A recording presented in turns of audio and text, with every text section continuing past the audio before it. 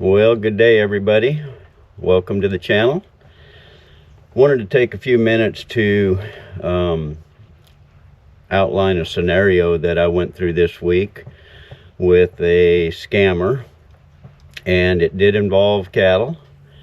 And interesting, as it unfolded, I became aware that something just didn't smell right, but I kept the conversation going.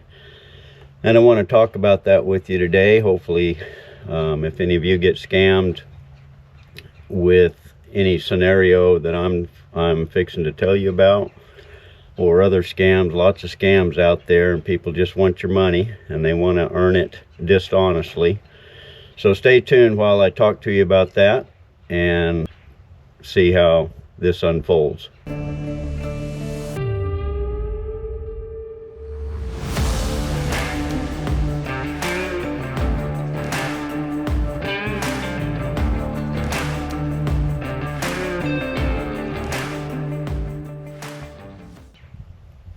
So November 1st, which was a Friday, and I'm going to use my cell phone to read you some text messages that I received so you can kind of see the progression of things.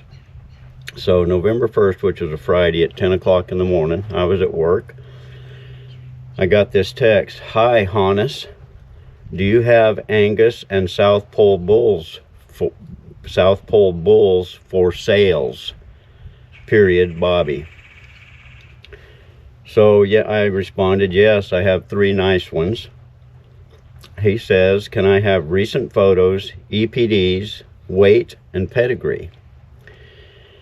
And I responded that I can get pictures. I said that these 50% calves aren't registered, so I don't have EPDs, but I can send them pictures of the sires, EPDs, and etc. So I went into a little bit of a description of the bulls. He says not a problem. So remember, that's November 1st.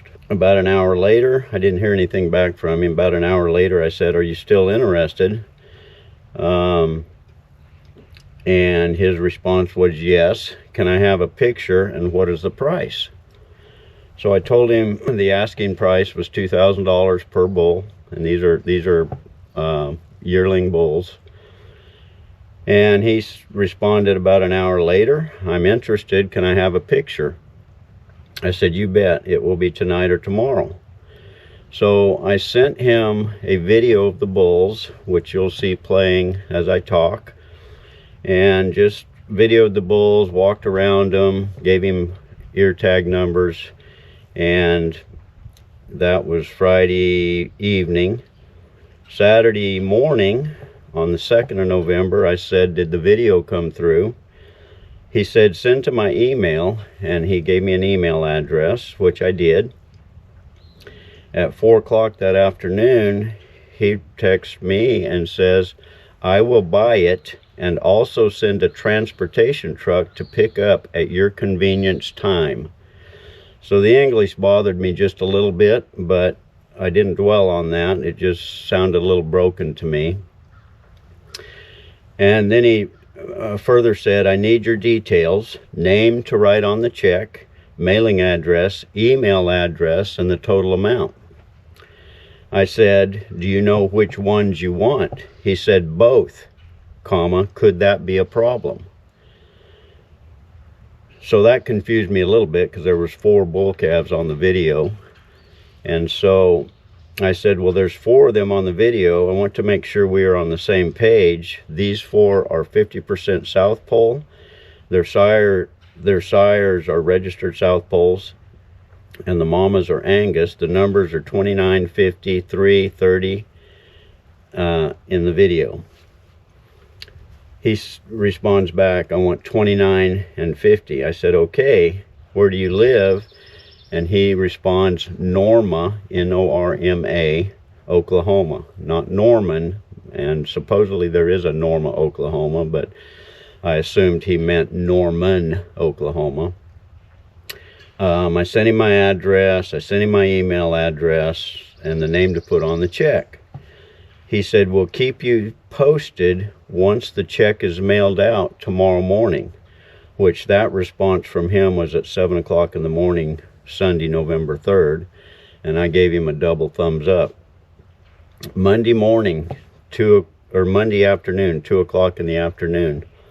Hope you are doing well, Cliff. Now, mind you, I don't know how he got my cell phone number. I don't put my cell phone number, obviously, on YouTube. I do put my email address that I have people respond to if they're interested in any of the calves I got for sale. Hope you're doing well, Cliff, which he got the Cliff because I sent him my name to write on the check. He says, check has been mailed out to you and keep eyes on your mailbox. I said, okay, thank you.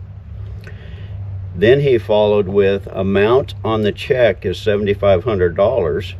After the check clears at your bank, deduct $4,000 as we agree and remit the balance to the hauler. So I was looking at that thinking, boy, that's odd, and I really don't feel comfortable him sending me the money to remit the hauler. And my response was, wow, he's expensive. So that was Monday afternoon at 2:12 p.m. Tuesday morning, 9:20 a.m. Good morning, sir. I responded, good morning. He says, I do have other cattle the hauler is picking up along. Keep me posted immediately you receive the check. And I'm reading it verbatim so you can kind of capture the poor grammar or broken English, if you will. My response was, will do. Thursday morning, 8:36 a.m. Package is out for delivery. Are you around to receive it? I said, no, I'm at work all day. Is it coming FedEx? His response, USPS, i.e. United States Postal Service. I said, do we have to sign for it? Thinking I'd have to send my wife home to sign for the delivery. He said, no. And I said, okay, should be good. So at 1 p.m., he said, when can you deposit the check? I said, should be able to tomorrow, which would be Friday. He texted back within a few minutes and he said, payment delivered. I said, okay. He texted again, so that at the time he said payment delivered, it was 1:06 p.m. I said, okay. And he texted at 1:12 p.m., when are you depositing the check? I said, we will get it tonight when we get home and deposit the check tomorrow. Okay, no problem. So at Thursday evening, when I got home around 7 p.m., the check was in United States Postal Service envelope. I texted him, check received. And so we get the check, and I'm going to show you a picture of the check while I'm talking. And it's from the Robert F. Kennedy Human Rights. Robert F. Kennedy Human Rights, I guess it's a foundation, has a 270 Park Avenue, New York address. The check number is 897, and the amount is $7,500. So the interesting part is that the return address on the envelope is a roofer supply company in Houston, Texas, which I found weird. And so I'm thinking about all this. Robert F. Kennedy Human Rights Foundation. I Googled that. There is a legitimate foundation that is there under Robert F. Kennedy. And remember back the first text, he said his name was Bobby. Well, I'm entertaining all kinds of weirdness in my brain. I'm thinking, am I talking to Bobby Kennedy, the son of Robert F. Kennedy? And I'm thinking there's no way, because the English is and the grammar's pretty poor. So we discussed all that as a family, and I'm thinking this is just so weird. And again, that gut check in my spirit about why would he want me to pay the hauler. So we go to bed that night, and I'm thinking, this is just so weird, and decided that we would take the check to our banker and visit with her about it.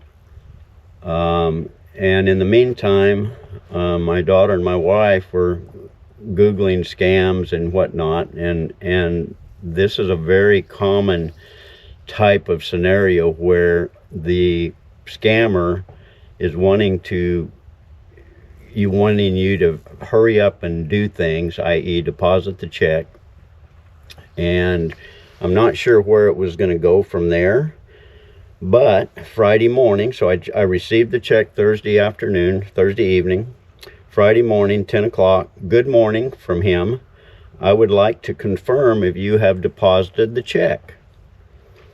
I said, my wife will take it to the bank. Meanwhile, recognize we're trying to figure out what we're going to do and trying to figure out if indeed this is a scam. And by the way, we tracked the package that again, the return address was Houston, Texas, a roofing supply company. But we tracked the package, and the package actually originated in Las Vegas, Nevada. And so we're really scratching our heads, and we're still scratching our heads about that one. So he said, I would like to confirm if you have deposited the check. I said, my wife will take it to the bank. I said, I'm getting a weird vibe. Robert F. Kennedy Human Rights is on the check. The package originated in Las Vegas. Return address on the USPS was a roofing company in Houston. Your area code, his area code was a 906 area code, is in Michigan. And I said, I don't even know your last name. Help me out, LOL. He texts me back and he says, Bobby Redmond. And then, keep me posted immediately. Your wife deposit the check. Keep me posted immediately. Your wife deposit the check. I said, walk me through the rest of my questions, please. Because he kept avoiding those. That conversation was at 10 a.m. No more discourse until 3:05 p.m. He again says, kindly confirm if you already deposited the check. So this is really starting to bug me. And we'd already figured out via our banker, one thing is that the address of the bank on the check is, in fact, it was a JP Morgan Chase Bank, and the address of that bank in fact exists in New York City, but it is owned by that bank, but it is a banking site under construction. So again, at 3 p.m. he says, kindly confirm if you already deposited the check. And my response was, I think this is a scam. I'm out unless you can answer the above questions, which were reconciling that it was Robert F. Kennedy Human Rights on the check. It originated in Las Vegas. Return address was a roofing company in Houston, and his area code is in Michigan. So no response. So that was this past Friday. So we get home Friday evening, and we're still discussing all this mess. And my wife leaves yesterday morning, Saturday, to go into town, and she hadn't picked up the mail the night before, and she gets another envelope, USPS, same return address on the envelope, and inside another duplicate copy of the check drawn on the Robert F. Kennedy Human Rights, $7,500, and the check number 897, exactly like the check we received Thursday night. So Thursday night we got a check looked just like this. Friday night we got a check that looked like this, which we didn't find till Saturday morning. And so obvious confirmation, and I don't know where they broke down in their where the communication broke down on their end, but nevertheless we got a second check. So once we got the check yesterday morning, I texted him and I said, hey, got a second check last night, same amount, same roofing company, same bank, parentheses, that doesn't exist at that address. I said, you are a con artist and a thief, and basically let him know that I was 100% confident this was a scam. So that's at 8:30. So at 11 o'clock yesterday morning, he has the guts to text me back, and he says, what else do you want to know? I answer your questions. Well, I cogitated on that for a little while, and I thought, well, this is dumb. I'm going to try to call him. So I called the number, and it rang and went to voicemail, and he texted back within just a minute or so and said, we'll call you back. So I thought, that's very interesting. So I waited a little while longer, and I called again, and lo and behold, he answered in very broken English, and he said, hello. And I laughed and I said, so what's the story? He said, I told you the story. I laughed at him and I told him, you're an absolute thief. And he hung up. So,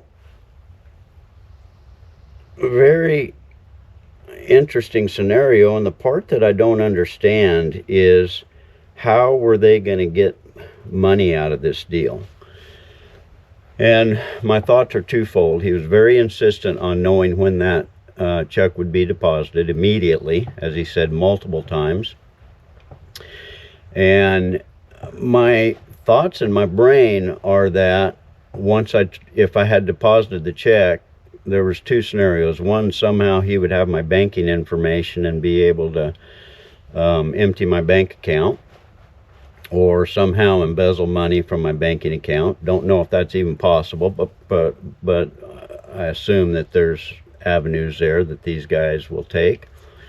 Or number two, I text him and say, hey, the check's been deposited, and then before that check can clear, which obviously it wouldn't have, but before we can go to the end point of that and know that the check wouldn't clear, he would somehow come back and say, hey, the hauler's in your area, or the hauler can't get there until he's paid preemptively, so I need you to write him a check for $3,500. I don't know how that would play out, and I'm not even sure I understand that part of it. And those of you that certainly know more about that than I do on the scammer end of things, and can have been involved in something like that, probably can help me know that answer. But crazy, absolutely crazy. And the salient points are, number one, he had watched, obviously, my YouTube video on some calves for sale, and so knew enough to inquire about Angus South Pole cross bulls for sale. He knew enough to tell me where the calves were going to, which was one state away. And he knew enough to know that you had to have somebody haul those calves that far. Just crazy stuff. And so obviously I don't think I'll have any repercussions on my end with regard to having my bank accounts raided or anything like that, but I don't know. My sense is that this is an out of the country scam. I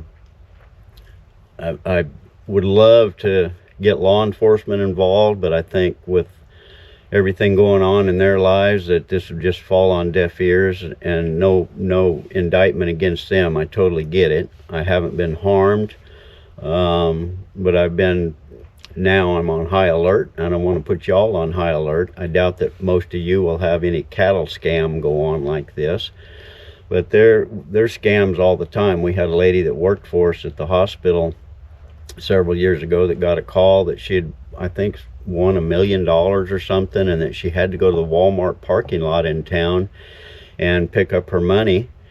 And she was a lady that worked for us that was in her 80s. She served lunch for us, and I mean, she was all about it, and everybody at the hospital was telling her, hey, that's a scam, we're sure it's a scam. She loaded up and drove to Walmart. Luckily, my wife went with her, and we alerted law enforcement to the fact that this was going down. Law enforcement showed up, and obviously, I can't remember the details, but nobody was apprehended. Nobody actually showed up, but I think they would have showed up if law enforcement hadn't been there. So law enforcement did in fact tell her, hey, big scam, and she was sorely disappointed. But the deal is that these scammers push the urgency of, you got to do it now, you got to do it now, you got to take care of this. Tell me immediately when you deposit that check. So I don't know what the conclusion would have been to this. Obviously, the conclusion probably was going to end up that I was going to be out $3,500. But just something that I feel obliged to tell you, my viewers, how crazy this world has gotten, and very unfortunate for all parties involved. But I hope this gentleman gets what's coming to him. As I told him in one of my texts, karma will get you, and he'll eventually get apprehended, I assume, at some point, or something will go down where he'll get his just rewards. It's unfortunate that people want to prey on other people, but that's where we are, and hopefully will get better in the future, but that's yet to be seen. So I would leave you with this: be honest, have integrity, follow the principles that God has laid out for us in the Bible, and do your best. That's all we can do. But I just wanted to share that with you, and just give you some insight into what I dealt with this week. It didn't affect me any, other than just the interest in trying to see what was going to happen. In retrospect, if I'd have done anything different, I would have been a little more insistent on the front end when he wanted me to pay the hauler out of the proceeds. And I also probably would have liked to have texted him and told him that the check was deposited, knowing that it's a scam, and seeing where that conversation went from there. So with that, I'll wrap this up. I certainly thank you for watching. Be vigilant with regards to your interactions with people, particularly things that are going on out online. And I hope you have a great day. Thank you for saddling up with me, and we'll move forward. Have a great day. Thank you.